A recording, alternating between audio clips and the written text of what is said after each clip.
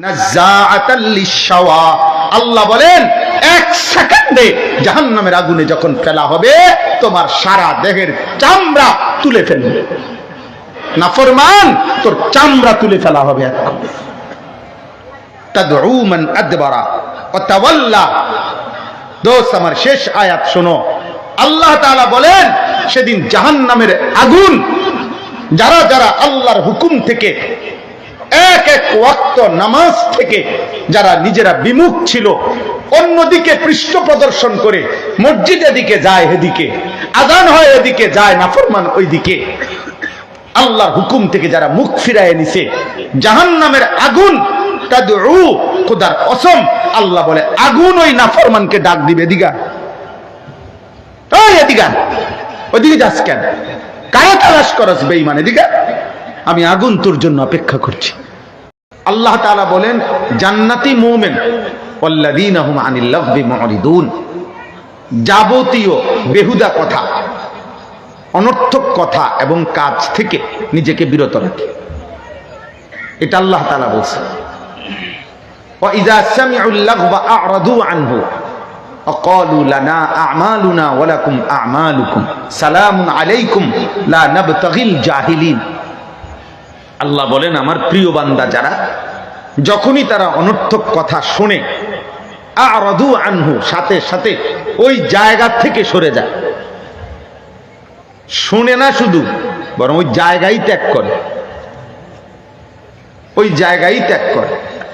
আর যদি তাদেরকে সেই বেহুদা কথার পরিবেশে ডাকা হয়, আল্লাহ বলে তারা বলে, আমার প্রিয় বান্দারা বলে, ভাই তুমি তোমার খামখেয়ালি আর গুনার কথাবার্তা নিয়েই থাকো, আমি আমার আল্লাহকে নিয়ে আছি।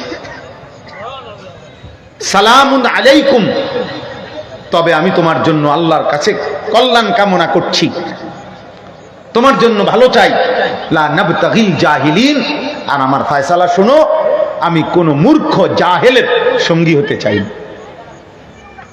এজন্য সময়টা যে বেহুদা কাটায় প্রয়োজন ছাড়া, আল্লাহর কোরআন তাকে বলছে সে হচ্ছে মূর্খ, জাহেল, নাদান, আহম্মক। আর কোন বিবেকবান মুমিন এমন মূর্খের সঙ্গী হইতে পারে না, আল্লাহ এটা বলছে, শিখাইছে। এই জন্য অবশ্যই বড় মোবাইল অসংখ্য অগণিত প্রয়োজনে এটার দরকার আছে। মানুষের চাকরি, ব্যবসা, প্রবাসে, দেশে, অফিসিয়াল প্রতিষ্ঠান, হাজারো দরকার এটার দ্বারা হয়। প্রয়োজন, হ্যাঁ ঠিক আছে, প্রয়োজনকে প্রয়োজনের মধ্যে সীমাবদ্ধ রাখেন, কিন্তু সকল কিছুতে বেদরকারি, এই অনর্থক এইভাবে এটাকে অপব্যবহার করা, এটা কি? এজন্য দোস্ত, কোনো মানুষের জীবনে দুনিয়াও যদি কেউ অর্জন করতে চায়, অথবা আখিরাত অর্জন করতে চায়, অথবা দুনিয়া আখিরাত দুইটাই অর্জন করতে চায়, কোনো মানুষের মূল পুঁজি কি, মানে কি দিয়া সে দুনিয়া অর্জন করবে? মনে করে দুনিয়ায় তার কিছু টার্গেট, যে আমি একটা ভালো চাকরি করব, একটা ভালো বংশীয় মেয়ে বিয়ে করব, আমার কিছু একটা ভালো পয়সা বেতন হবে, আল্লাহ চাহে তো একটা বাড়ি ঘর করব, সুন্দর করে একটা পরিবেশ করব বাড়িটার মধ্যে, এই ইত্যাদি ইত্যাদি। দুনিয়াতেও যার স্বপ্ন কিছু করবে, আবার আখিরাতেও জাহান্নাম থেকে বাঁচবো, আল্লাহর জান্নাতে যেতে চাই। দুনিয়া এবং আখিরাতের যাবতীয় পরিকল্পনা বাস্তবায়নের জন্য কোনো ব্যক্তির কাছে মূল পুঁজি কি, তার মূলধন কি, কিসের উপরে ভিত্তি করে সে দুনিয়ায় সাজাবে আর আখিরাত সাজাবে, সেটা হলো একমাত্র পুঁজি, মূলধন তার হায়াত, তার সময়। বুঝেন নাই? সময়টাই রাসুল মাল, আজ-জামানু হুয়া রাসুল মাল, কিতাবে আছে, সময় হচ্ছে মূলধন। তুমি দুনিয়াও গড়তে হইলে তোমার এই সময়ের মধ্যে তোমাকে মেহনত করতে হবে, তুমি আখিরাত গড়তে হলেও এই সময়ের মধ্যে তোমারে কি করতে হবে? মেহনত।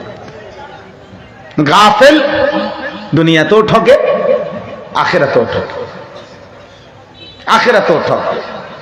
তাহলে মানুষের সুস্থ সবল শক্তি সামর্থ্যের সময় হলো যৌবন। এইটাকে যে ব্যক্তি অনাদরে অবহেলায় বছরের পর বছর দিনের পর দিন শেষ করে দিল, তো সে তো তার নিজের মূলধন, নিজের পুঁজি, নিজের হায়াত নষ্ট করে দিল। তো 60 বছর পরে শুরু করতে চাইলে কেমনে শুরু করবো? 60 বছর পরে তো এমনি মেয়াদ নাই, এমনি তো শরীর স্বাস্থ্যের মেয়াদ নাই। সরকারি চাকরিওয়ালারা তো কয় যে এমনি কয় যে বাইর যান গা, রিটায়ার দিয়ে যায়। 2 বছর 5 বছর বাড়ানোর জন্য কত আন্দোলন করতেছে। তাইলে এই জন্য কিশোর ছেলেরা, যুবক ছেলেরা, দোস্ত, আল্লাহ নবী সাল্লাল্লাহু আলাইহি ওয়াসাল্লাম বলেন, নি'মাতানে মাগবুনুন ফীহিমা কাসীরুম মিনান নাস। দুইটি নিয়ামত আল্লাহ তাআলা বান্দাকে দিয়েছেন, যতক্ষণ তার কাছে সেই 2 নিয়ামত আছে, আল্লাহ নবী বলেন ওই 2 নিয়ামত থাকা অবস্থায় আল্লাহর বান্দা প্রতারিত হয়, অর্থাৎ ধোঁকার মধ্যে থাকে। সে ওই 2 নিয়ামতকে কদর করে না। একটা হলো আসিহাতু, সুস্থতা।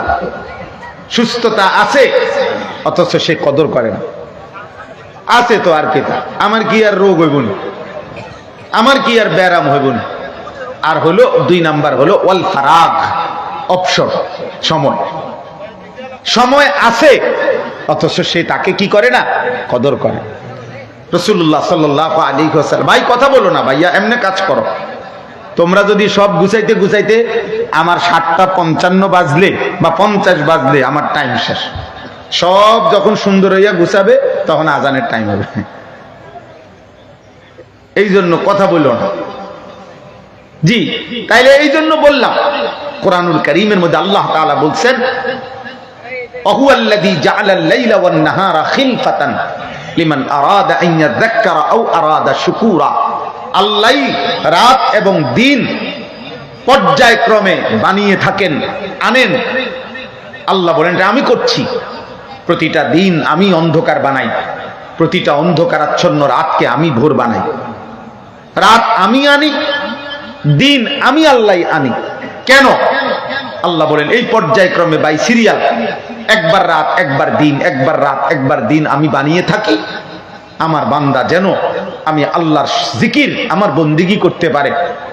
আমার বান্দা যেন আমি আল্লাহর শুকর আদায় করতে পারে। আমার কৃতজ্ঞতা, আমার শুকরের জন্য, আমার জিকিরের জন্য আমি রাত আনি, দিন আনি। খামখেয়ালি করার জন্য, খামখেয়ালি করার জন্য। আল্লাহ তাআলা বলছেন কোরআনুল কারীমে এটা।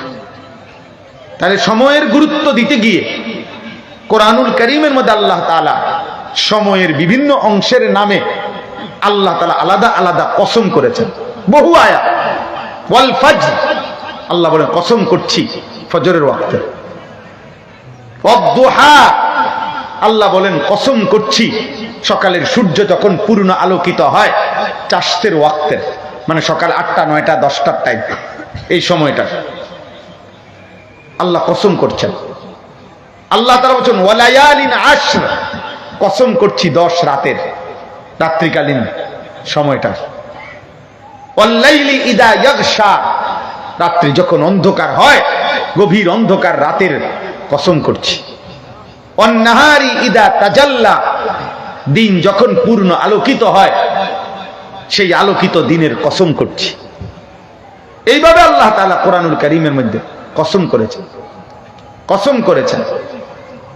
ওয়াল-লাইলি ইদা আসআস ওয়াস-সুবহি ইদা তানাফফাস, আল্লাহ কসম করেছেন।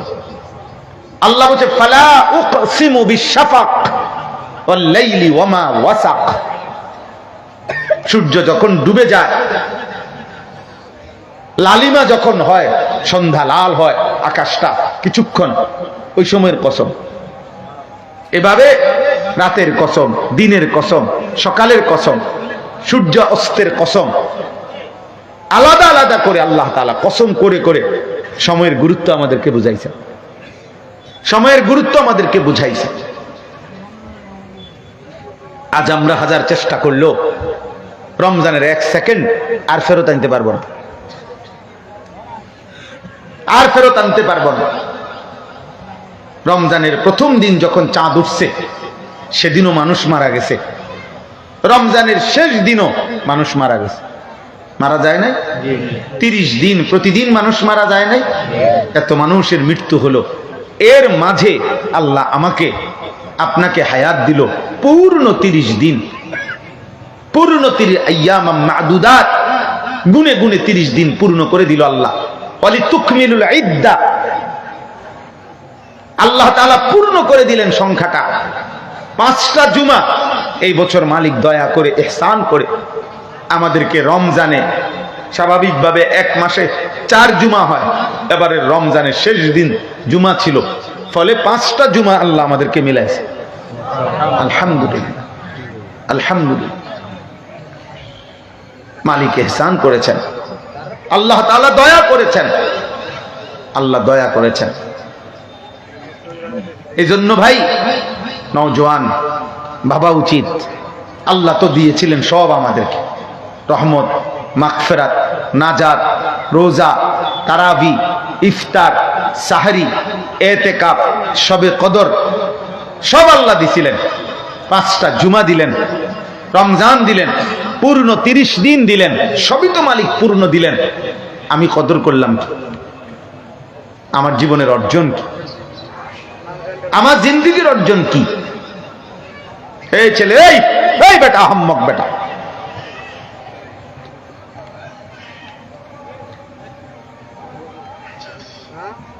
গাদ্দারি করো নাকি? তোমার নিষেধ করলাম না বেটা? ফালতু কোথাকার। মোবাইলের কারণে তো এতগুলো কথা বললাম নাকি? এ কাছের থেকে শুনে নাই এই কথাটা?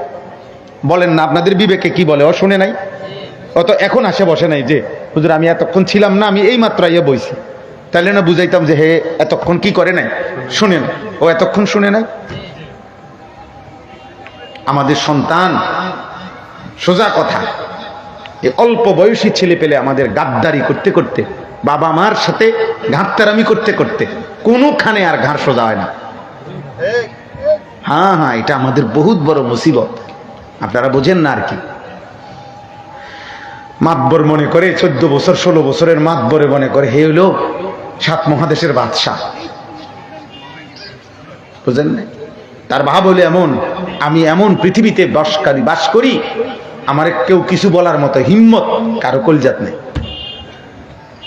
আমার মন চাইলে আমি খারাইয়া মুতি, মন চাইলে আমি বইয়া মুতি, মন চাইলে আমি নারী দেখি, মন চাইলে আমি উলঙ্গ ছবি দেখি, মন চাইলে ওয়াজ শুনি, মন চাইলে চটপুটি খাই, মন চাইলে ভাত খাই, মন চাইলে ঘুম যাই, মন চাইলে সজাগ থাকি। আমারে বাধা দিবে কে? আমি মুক্ত, আমি স্বাধীন, আমি আজাদ। একদিন থামতে হবে বাপ, তুমি থামতা না, তোমারে থামাই দিবা,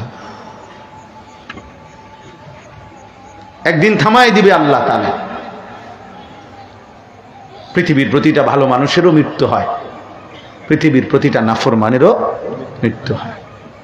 সুখের অট্টালিকায় যে থাকে তারও মৃত্যু হয়, দুঃখের কুড়ে ঘরে যে থাকে তারও মৃত্যু হয়।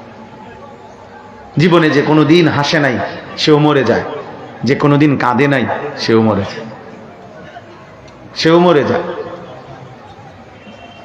শেষ পর্যন্ত আর কেউ থাকে না। না ফেরাউন ছিল, না মূসা আলাইহিস সালাম ছিল, নমরুদও নাই, ইব্রাহিম আলাইহিস সালামও নাই, আবু জেহেলও নাই, নবী সাল্লাল্লাহু আলাইহি সাল্লামও নাই। মৃত্যুবরণ করতে হয়েছে সকলকে। আমার উস্তাদ মোহতারাম হযরত মাওলানা হাফেজ নুরুল হক সাহেব রাহমাতুল্লাহি আলাইহি, আমি মূলত হুজুরের ভালোবাসায় এই মাহফিল নিছি। উনি আমার সরাসরি উস্তাদ, শুধু উস্তাদ না, আমি তার কলিজার টুকরা ছাত্র, আমি তার খাদেম ছিলাম। দাওরায়ে হাদিসের বছর তিরমিজি শরীফ আমি হুজুরের কাছেই পড়ছি, ঢাকা চৌধুরীপাড়া মাদ্রাসায়। ছোটবেলায় নাহবে মীর জামাতে হুজুরের কামরায় থাইকেই আমি নাহবে মীর জামাত পড়ছি, হুজুরের সাথেই খাইতাম একসাথে। যেদিন জানা যায় সেদিন আমি অনেক দূরে কোথাও মাহফিলে ছিলাম, কোনোভাবেই আমি মিলাইতে পারি নাই আসার জন্য চেষ্টা করো, এই জন্য আমি আসতে পারি না। কথা হয়েছে আমার, মাহমুদ আমার জানাইছে, কিন্তু আমি সুযোগ ছিল না আমার কোনোভাবে।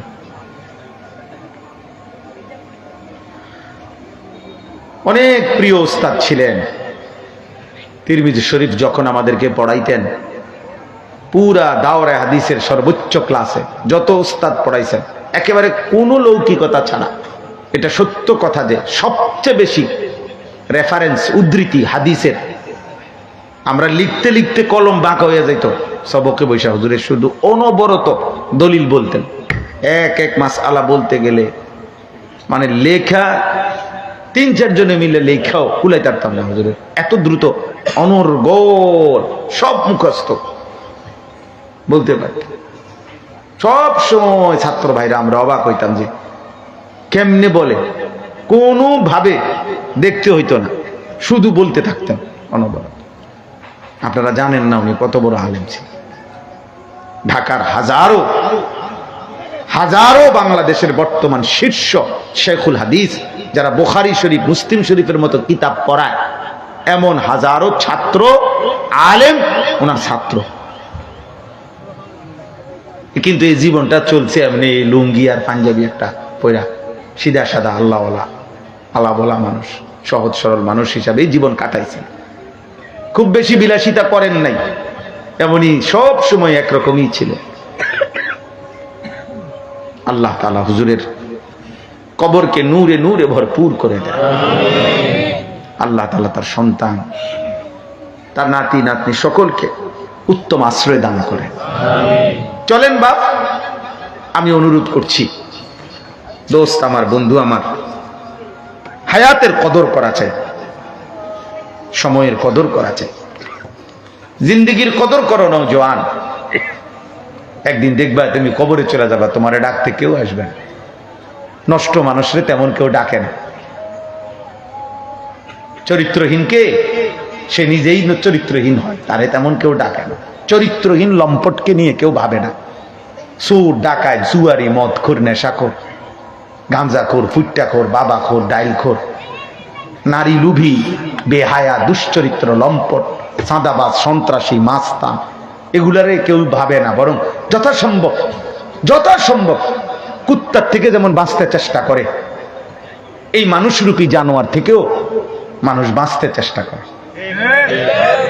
যে বেশি কথা কইও না ভাই, অভ্যাস খারাপ, কি করে না করে বলা যায় না। যাও যাও, কোনো রকম ফারিয়ে যাও। চরিত্রহীনকে নিয়ে কেউ ভাবে না, সবাই তার থেকে বাঁচতে চেষ্টা করে, সবাই তারে ফরহেজ করে চলে, ফরহেজ করে চলে। এই জন্য ভাইয়া, নষ্ট হয়ে গেলে আখলাক, চরিত্র, নিজের আখলাক, ভদ্রতা, এই পৃথিবীর তোমাকে নিয়ে কেউ ভাববে কোনো দরকার, কারো হাতে সময় নেই, সময় নাই। বাস্তবতায় কি, আমি একটা ছেলেকে বললাম, একটা আমার জিন্দিগি ছেলেরা তোমাদেরকে নিয়ে, এই জন্য বললাম ভাইয়া, কোরআনুল কারীমের মধ্যে আছে। আজকে আমি আমার বাড়িতে, আমার বাড়ি লাকসাম নাঙ্গলকোট, ওইখানে আমি আসরের আগ মুহূর্ত 4টা পর্যন্ত ওইখানে ছিলাম, ওইখান থেকে আসছি। মূলত আমার বাড়িতে আমরা ঈদের পর দিন সবসময় বাবা দাদার জন্য বাড়িতে আমার আত্মীয় স্বজনদেরকে মেহমানদারি করাই, দোয়ার আয়োজন করি, খাওয়াই, মেহমানদারি করি। ওই কারণে ওইখানে গেছি পুরা ফ্যামিলি নিয়ে। সময়ের অভাবে আমার দুই ছেলের বাসায় নামাই দিয়ে আসুন, এই সময় ছিল না, ওরা আমার সাথে নিয়ে আসছি গাড়িতে করে। একজন ঘুমাইতে এই পর্যন্ত আইছে, মাগরিবের আগ পর্যন্ত ওরা আছে, এখানে আছে। তো বলতেছিলাম, ওইখানেও আমি বলছি, কোরআনুল কারীমের মধ্যে আছে হযরত মুসা আলাইহিস সালাম এবং হযরত খাজির, মানে যারা আমরা খিজির আলাইহিস সালাম কই, মূলত শব্দটা হলো খাদির। তো খাজির আলাইহিস সালামেরই মূলত নাম। যাই হোক, তো উনি চলার পথে একটি এলাকায় একটা ভেঙে পড়তেছে দেওয়াল, সোজা করে দিছে।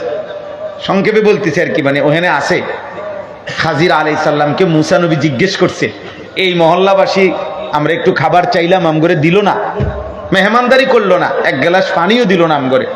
আমনে আরো তাগো ভাঙা দেওয়াল, মানে পড়ে যাইতেছে কাঠ হওয়া দেওয়াল, আমনে আরো তাগো সোজা করে দিলেন, তাদের উপকার করলেন।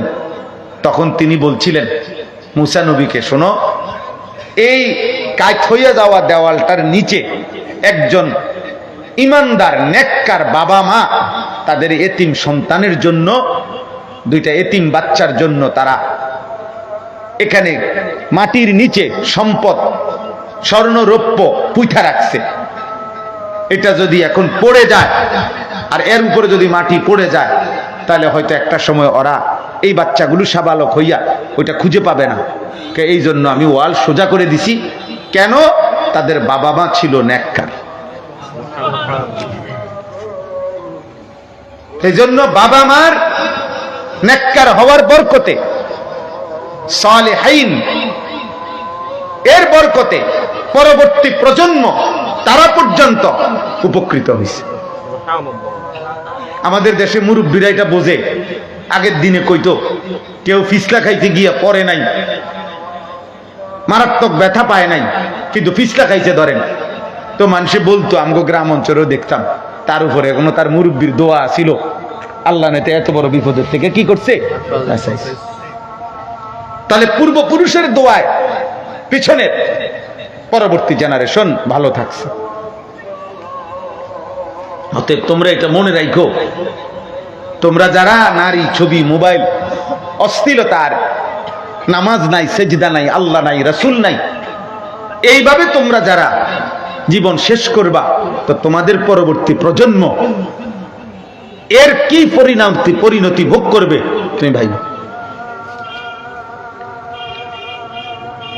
তুমি আমি এতক্ষণ যে ভালো আছি, হতে পারে আমাদের পূর্বপুরুষের দোয়ার বরকতে আমরা এখন ভালো আছি, কিন্তু আমাদের বদ আমল, আমাদের এই নাফরমানি জিন্দেগি আমাদের আগামী জেনারেশনকে বিপদগ্রস্ত করবে। ফিলিস্তিনের ছোট্ট বাচ্চার কি অপরাধ, গাজার ছোট্ট বাচ্চার কি অপরাধ, এমন বিপদ যদি আমাদের উপরে আসে, এমন বিপদ যদি আমাদের উপরে আসে, আমরা কত আইটেমের খাবার, কত পোশাক পরেছি, ওই বাচ্চারা তো এক লোকমা খাবারও পায় না। মুসলমান হয়ে একবারও কি মনে পড়েছিল কারো কথা, যে এই পৃথিবীতে মজলুম, অসহায়, বঞ্চিত, শরণার্থী তাঁবুতে পড়ে আছে, অভুক্ত, অনাদরে, অবহেলায়, অসুস্থ, এরকম কত লক্ষ কোটি সারা পৃথিবীতে মুসলমান ছোট্ট মাসুম বাচ্চা পড়ে আছে, যাদের মাথার উপরে কোনো ছায়া নাই, যাদের বাবার আশ্রয় নাই, যাদের মায়ের আদর নাই, যাদের একবেলা খাবার নাই। আল্লাহ আমাদেরকে বুঝ দান করে। কেউ ভাইবো, ভাই কোন নওজোয়ান তোমরা ভাইবো, আমি এই কাগজটা নিছি এই জন্য, এই গল্লাই আল ইখলাস জনকল্যাণ সংস্থা, আপনাদের এই পুরা বর্ণনা শুনে আমি ভালো লাগছে। বাকি আমার পরামর্শ হলো, মানুষের আখিরাতমুখী কল্যাণ, শুধু মানুষের দুনিয়াবি প্রয়োজন পূরণ, এর জন্য অনেক উদ্যোগ এখানে। অসুস্থ ব্যক্তির চিকিৎসা, বিধবা, ঈদ সামগ্রী, ইফতার সামগ্রী, কম্বল, তারপরে যাত্রী ছাউনি, মনে করেন অনেকগুলো, মেয়ের বিবাহ, পায়ের চিকিৎসা, ইত্যাদি ইত্যাদি। আলহামদুলিল্লাহ, এগুলো মানুষের দুনিয়াবি প্রয়োজন পূরণ, এগুলো ভালো কাজ, মহৎ কাজ। কিন্তু মানুষের আখিরাতের প্রয়োজন, এক মানুষকে জাহান্নাম থেকে বাঁচানোর চেষ্টা। যে যুবক গত 365 দিনে কোনো দিন ফজরের নামাজ পড়ে নাই, তারে ফজরের নামাজের কথা কে বলবে? 24 ঘন্টা প্রতিদিন রাত ভর যে উলঙ্গ ছবি দেখে, মোবাইলে নর্তকী দেখে, ওরে আল্লাহ চিনাবে কে? ওরে কবরের কথা মনে করাবে কে? ওরে জাহান্নামের ভয় দেখাবে কে? 30 বছর ধরে যারা হারাম রোজগার করে, ওদেরকে হালালের প্রতি উৎসাহিত করবে কে? এর জন্য বৎসরে একটি মাহফিল যথেষ্ট না। আখিরাতের জন্য এই একটা উদ্যোগ যথেষ্ট না। বরং এর অর্ধেক উদ্যোগ কিংবা 3 ভাগের 2 ভাগ আখিরাতমুখী কল্যাণ, জাহান্নাম থেকে বাঁচবে কিভাবে, আল্লাহ তাআলার ইবাদত আর বন্দেগী করবে কিভাবে, এর জন্য আপনাদের কাছে আমার পরামর্শ দিলাম, আপনারা আপনাদের কাজের ব্যয়ের 3 ভাগের 2 ভাগ ব্যয় করবেন আখিরাতমুখী কল্যাণের জন্য, ইনশাআল্লাহ। আর 1 ভাগ ব্যয় হবে দুনিয়াবি প্রয়োজন পূরণের জন্য। ওটা আমি নিরুৎসাহিত করছি না, কিন্তু একটি মাহফিলে যথেষ্ট না, আরো ভিন্ন ভিন্ন উদ্যোগ নেবেন। আপনারা ফজর ক্যাম্পেইনের কাজ করেন, মহল্লার ছেলেপেলেরা মিলে 2 জন 4 জন মিলে ফজরের নামাজ আমি পড়বো, আমি আমার একজন বন্ধুকে ফজরের নামাজের জন্য উঠাবো, আমরা 2 জন হইলে 2 জন আবার ডাকবো, আরো 2 জনকে হবে 4 জন, 4 জন আবার ডাকবো 4 জনকে হবে 8 জন, এভাবে বাড়বে। আলহামদুলিল্লাহ আমরা এই ফিকিরটা করি। আমি ব্যক্তিগতভাবে ফজর ক্যাম্পেইনের কাজ করি সারা বাংলাদেশে। এখন আমাদের হাজার হাজার ছেলে, কিশোর, যুবক যারা ফজরের নামাজের এই ক্যাম্পেইন মানে প্রচারণা, ফজরের মুসল্লি বৃদ্ধির চেষ্টার এই কাজটা করে। আলহামদুলিল্লাহ এর উদ্যোগ নিতে হবে। ত্রৈমাসিক 3 মাস অন্তর ঘুরে ঘুরে মহল্লার ভিন্ন ভিন্ন মসজিদে একটা ইসলাহী মজলিস করেন। 3টা মজলিস হবে, একটা বার্ষিক মাহফিল হবে। 3 4 12 মানে হয় 4 মাসে নয় 3 মাসে, 4টা হইলে 3টা ইসলাহী মজলিস, একটা বার্ষিক মাহফিল। হ্যাঁ, কোন আল্লাহওয়ালার মাসিক ইসলাহী মজলিস, যেমন আমার শায়েখ আল্লামা মুফতি মুশতাকুর নবী কাসেমি হাফিজাহুল্লাহ, ওনার সুদন্যপুর কুমিল্লা কোটবাড়ি, ওইখানে প্রত্যেক মাসের শেষ শনিবার, এই যে আগামী শনিবার হবে, আপনারা এখান থেকে ব্যক্তিগত আপনাদের সংগঠন থেকে মাইক্রো ভাড়া করে, হাইস ভাড়া করে আপনারা টাকা দিবেন। এলাকার কিশোর যুবক ছেলেগুলার এবার চলো এক আল্লাহওয়ালার কাছে যাই, কিছুক্ষণ বয়ান শুনে আসি। এটা আপনাদের কি উদ্যোগ? আমি একটা উদাহরণ দিলাম আর কি, জাস্ট। এমন আরো একাধিক কি হইতে পারে, উদ্যোগ হইতে পারে। রমজান উপলক্ষে ফ্রি কোরআনুল কারীম শিখার ব্যবস্থা করে, হাত ধরে ধরে সাদুকারে দিনের পর দিন গত 10 বছর এই বুড়া চাচা প্রত্যেক দিন বিকাল 4টা থেকে রাত 9টা পর্যন্ত এবার এই সাধু আন্ডার বসে বসে বিড়ি খায়, টেলিভিশন দেখে, নাচ গান দেখে, আর শুধু শুধু বেহুদা কথা বলে। এবারে আঞ্জা করে ধইরা এবারে বুঝান, চাচা আপনি করতেছেন কি? আপনি মরতেন না, আপনি মরবেন না, আপনার আখিরাত নাই। ওনারে ফিরান, ওনারে বলেন, উনি ফিরায় দাও।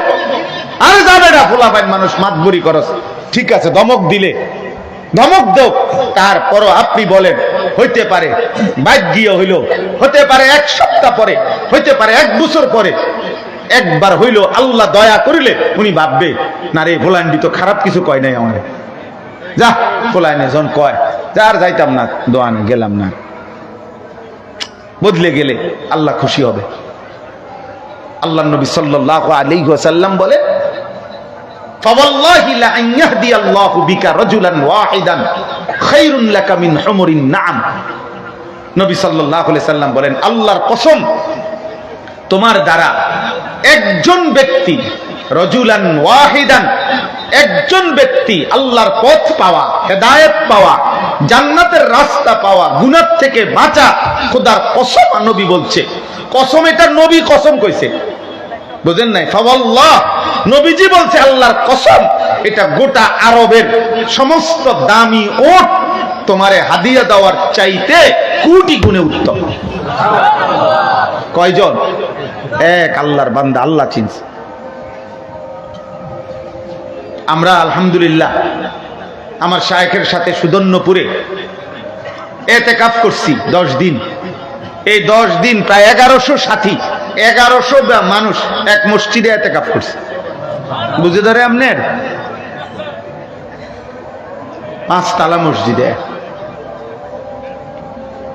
বহু মসজিদে বাড়ি থালান দিয়েও একজন কি পাওয়া যায় না, এতেকাফের লোক পাওয়া যায় না। আতফাও দইরা বুড়া অচল 80-90 বছরের বুড়া মিয়ারে 10 জনে আলগি দিয়ে না হতায় দেয় অনেক মসজিদ। আচ্ছা, কোন রকম ইজ্জতের স্বার্থে, এটা গ্রামের ইজ্জত, 10 জনের ইজ্জত, আপনি কিচ্ছু করতে হইব না, আপনি শুধু পড়ে থাকবেন মসজিদটা, কদূর শুয়ে তাও নেই দূরে কি এর এতে কাপ, এটা হোতা কাপ, বুঝলেন নাই কথা? আপনারা দিছে হোতাই আনে যাইবার সময় যে যা পারছে, অথবা মসজিদ কমিটি টাকা 5,000 দিছে, কিছু খাইয়েন বাইর দিয়ে, এতে কাপ, এটা এতে কাপ হইল কিছু।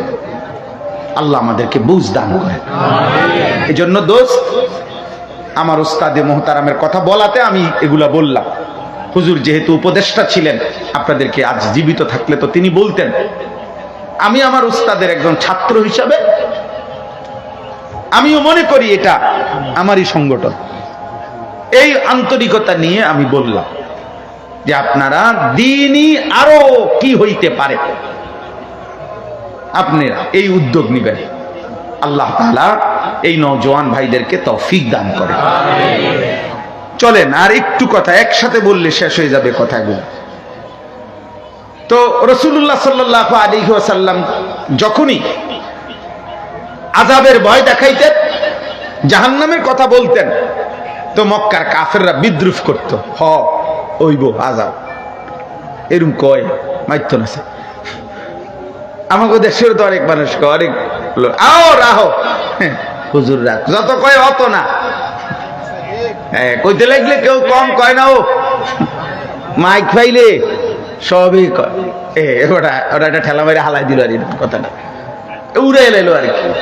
আরে হুজুরারও কত দোষ বেটা, তো আইলে দেখবা হুজুররা এত হুজুরের দোষ দেখে আপনি দোষের উপরে থাকবেন নাকি? তাহলে এইরকম মক্কার কাফেররা প্রতিনিয়ত বিদ্রুপ করত। সবচেয়ে জঘন্য একজন কাফের নজর ইবনে হারেস, মক্কার একজন কাফের সর্দার, সে নবীজিকে বিদ্রুপ করে নবীজির সামনে সে হাত তুলে আল্লাহর কাছে বলতো, আল্লাহুম্মা ইন কানা হাদা হুয়াল হাক্ক মিন ইনদিক ফাআমতির আলাইনা হিজারাতাম মিনাস সামা আবিতিনা বিআযাবিন আলীম। এই বেঈমানে বলতো, আল্লাহ, এই মুহাম্মদ যে বলে আমগোর উপরে বলে আযাব আসবে, এটা যদি সত্যই হয় তা আপনি এখন আমগরে আসমান থেকে আযাব হিসাবে পাথরের বৃষ্টি বর্ষণ করেন, অথবা তার চাইতে মারাত্মক কোন আযাব থাকলে দেন, সে দেন। আল্লাহ নবীকে লক্ষ্য করে পাশে বসে বসে বিদ্রুপ করে এটা বলতো, অর্থাৎ তার বিশ্বাস ছিল আযাব বলতে কিছু হবে না। বুঝেন নাই কথাটা? এজন্য এত বড় জঘন্য কথা বলতো।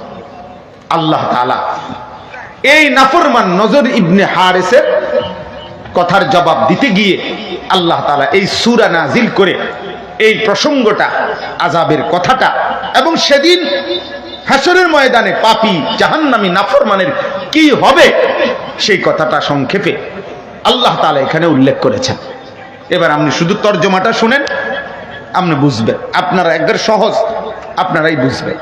আল্লাহ তাআলা বলতেছেন, সাআলা সাইলুম বিআযাবিন ওয়াকি', হে নবী, এক ব্যক্তি আপনার সামনে প্রতিনিয়ত আমি আল্লাহর কাছে কাফের বেঈমান নাফরমান পাপীদের উপরে নিশ্চিত যেই আযাব, সেই আযাব কামনা করছে। বারবার আপনি বলে দেন, লিল কাফিরিনা, এই আযাব কাফেরদের জন্য নিশ্চিত হবে। লাইসা লাহু দাফি', পৃথিবীর কোন শক্তি, জমিনের কোন শক্তি আল্লাহর এই আযাব থেকে ফেরাইতে পারবে না, ফেরাইতে পারবে না। কেন? কারণ মিনাল্লাহি যিল মাআরিজ, সর্বোচ্চ মর্যাদা সম্মান, অথবা দ্বিতীয় তাফসীর হলো 7 আসমানের ঊর্ধ্ব পর্যন্ত, অথবা তৃতীয় তাফসীর হইল জমিনের তলদেশ থেকে আসমানের 7 আসমানের ঊর্ধ্ব পর্যন্ত যত উপরে ফেরেশতারা গুলো, আল্লাহর ফেরেশতারা উঠতেছে, এই সর্বোচ্চ শিখর পর্যন্ত পূর্ণটার পূর্ণ 7 আসমান, তার ঊর্ধ্বে অথবা সর্বোচ্চ মর্যাদার অধিকারী যেই মহান আল্লাহ, এই শাস্তির ঘোষণা সেই আল্লাহর পক্ষ থেকে। আপনি বলেন বেঈমান, এটা কোনো মেম্বার চেয়ারম্যানের হুমকি না, এটা কোনো এমপি মন্ত্রীর হুমকি না, এটা সাত আসমান ও জমিনের যিনি মালিক, এটা গোটা কায়নাতের যিনি মালিক, আমাদের অস্তিত্বের সবকিছুর যিনি মালিক, জাররা জাররা বিন্দু বিন্দু সেই যার মালিকানাধীন, সেই তার পক্ষ থেকে এই আযাবের ঘোষণা। অতএব এমন মালিকের ঘোষণাকে এমন হেলায় ফেলায় মনে করা উচিত না। ফাজলামি সবখানে মানায় না, ফাজলামি কি সবখানে মানায় না, গারতারামি সবার সাথে ঠিক না। আল্লাহ তাআলা বলতেছে তারুজুল মালাইকাতু ওয়ার রূহু ইলাইহি, আল্লাহ তাআলা বলেন যেই সাত আসমানের ঊর্ধ্বে সর্বোচ্চ মর্যাদার অধিকারী যেই মহান আল্লাহ, সেই সর্বোচ্চ মর্যাদায় তিনি যেখানে আছেন, ওই সর্বোচ্চ মর্যাদা পূর্ণ পর্যন্ত কোটি কোটি ফেরেশতা এবং জিব্রাইল ফেরেশতা সেই মহান আল্লাহর হুকুমে প্রতিনিয়ত উপরে নিচে আসা যাওয়া করতেছে, উঠতেছে, নামতেছে। আল্লাহ তাআলা বলেন সাত আসমানের ঊর্ধ্বে আরশ আজিম থেকে আমার এক একটা আয়াত জিব্রাইল গ্রহণ করছে, আবার জমিনে আমার বন্ধুর কাছে নিয়ে আসছে, এখান থেকে আবার আমার কাছে যাচ্ছে। এইভাবে আমি আল্লাহ পলকে জমিনে ঘটনা ঘটতে দেরি, সাত আসমানের ঊর্ধ্ব থেকে জিব্রাইলকে পাঠাইতে দেরি হয় না।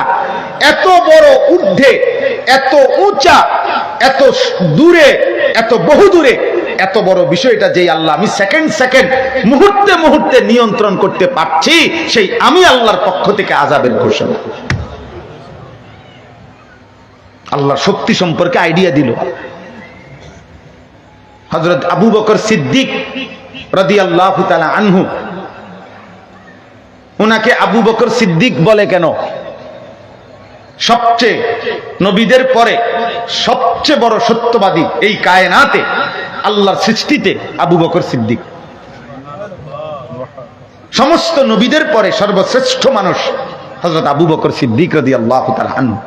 মানে আদম আলাইহিস সালাম থেকে আমাদের নবী পর্যন্ত লাইন ধরলে এরপরে জান্নাতি বান্দাদের যে বাকি মানুষের মধ্য থেকে যে লাইন শুরু হবে, নবী সাল্লাল্লাহু আলাইহি সাল্লামের পেছনে মানুষের মধ্য থেকে, উম্মতের মধ্য থেকে, বাকি বান্দাদের মধ্য থেকে প্রথম যে ব্যক্তি দাঁড়াবে তিনি আবু বকর সিদ্দিক।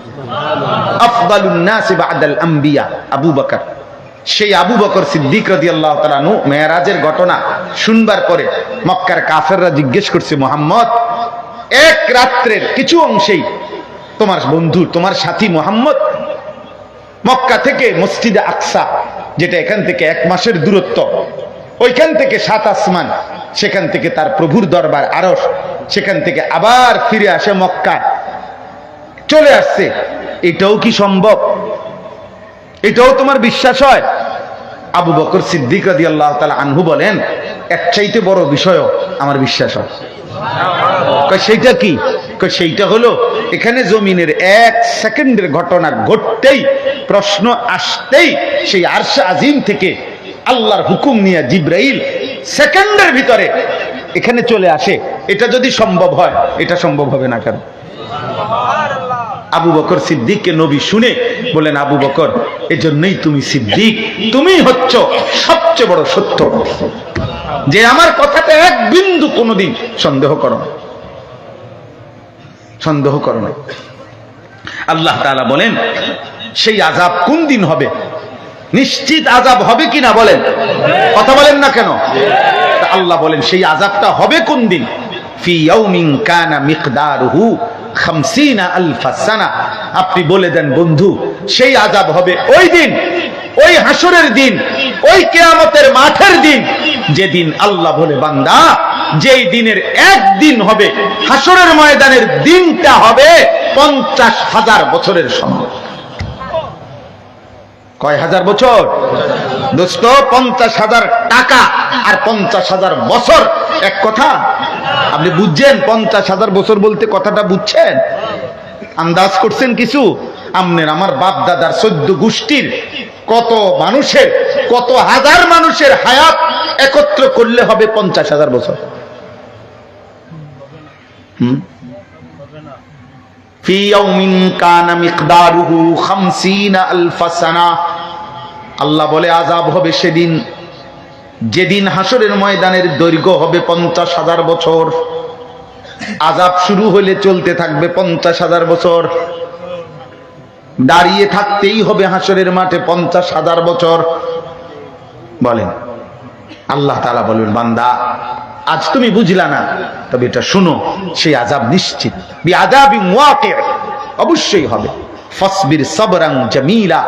অতএব বন্ধু আমার, আপনি পূর্ণ ধৈর্য ধারণ করেন, আপনি ধৈর্য ধারণ করেন, আপনি ঘাবড়াবেন না, আপনি হতাশ হবেন না। যত ব্যঙ্গ, যত বিদ্রুপ, যত উপহাস, যত তুচ্ছতাচ্ছিল্যই তারা করুক না কেন, আপনি নিশ্চিত ইয়াকিন করে রাখেন 50,000 বছরের দৈর্ঘ্য পরিমাণ কিয়ামত, আসরের দিন, আখিরাতের দিন, আমি যেই আযাবের কথা আপনারে দিয়া বলছি, কাফের, বেঈমান, নাফরমান, পাপীদের জন্য সেটা হবেই হবে, হবেই হবে, হবেই হবে। ইন্নাহুম ইয়ারাউনাহু বাঈদা ওয়া নারাহু করিবা। আল্লাহ বলেন, দুনিয়ার সামান্য ভোগ বিলাসিতা, উল্লাস আর মাতলামির মধ্যে থাকার কারণে বেঈমান মনে করে সেই কিয়ামত বহু দূরে, আর আমি আল্লাহ বন্ধু আমি দেখতেছি সেটা একদম কাছে। কারণ যার মৃত্যু তার কিয়ামত শুরু, কারণ সে তো আর ফিরবে না। কথা বলেন না কেন? আর আমাদের মৃত্যু আমাদের কাছে না দূরে? তো এই কিয়ামত কাছে, কারণ আপনি মরলে তো শেষ, মরলে তো আর আপনি ফিরতে পারতেন না। কথা বোঝেন নাই? আপনি তো আর আসবেন না। আমার মৃত্যুর পরে যদি দুনিয়ার পৃথিবীর মানুষ, বাংলাদেশের মানুষ সবাই যদি একের মঙ্গল গ্রহে চাঁদের দেশে ঘরবাড়ি করে, আমার কি? আমি তো নাই। কথা বোঝেন নাই? আমি তো নাই। তো এরপরে বাকিরা কেন না আসলে কি? এই জন্য আল্লাহ বলেন, ওরা তো মনে করে আখিরাত সে তো বহু দূরে। আচ্ছা, আখিরাত যদি বহু দূরে, আরো 20 বছর, 200 বছর, আরো 50,000 বছর পরেও হয়, তো তুমি থাকবানি ওই পর্যন্ত? তো তাহলে তুমি লাফো কিত্তা? তুমি লাফাও কেন? এই জন্য আল্লাহ বলেন, ওরা মনে করে দূরে, আমি দেখি কাছে। ইয়াউমা তাকুনুস সামাউ কাল মুহল। সেদিন ইসরাফিল যখন ফু দিবে, কিয়ামত যখন শুরু হবে, আল্লাহ তাআলা বলেন, আকাশ তখন গলিত তামা গলাইলে যেরকম পড়তে থাকে, এরকম গলিত সীসা, গলিত তামার মতো, উত্তপ্ত আসমান গলিত তামার মতো পড়তে থাকবে। ওয়াতাকুনুল জিবালু কালইহন। এবং পাহাড়গুলো তুলা যেরকম ধুনাইলে বুঝেননি, ল্যাপটপ বানাইবার আগে কি করে না, তুলা ধুনায়, এ ধুনাইলে এ ধুনানো তুলা উড়াইয়া দিলে যেমন বাতাসে উঠতে থাকে, আল্লাহ বলেন পাহাড়গুলো এভাবে ধুনিত তুলার মতো উঠতে থাকবে। আল্লাহ তাআলা বলেন, ওয়ালা ইয়াসআলু হামিমুন হামিমা।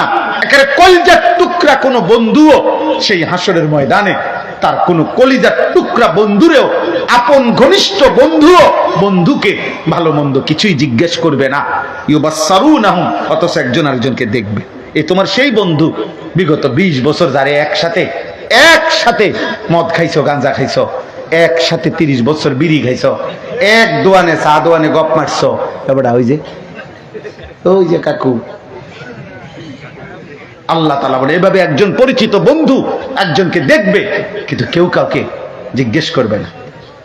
শেষ কথা হলো, ইয়াওয়াদ্দুল মুজরিমু লাউ ইফতাদি মিন আযাবি ইয়াউমিদিন বিবানি ওয়া সাহিবাতিহি ওয়া আখি।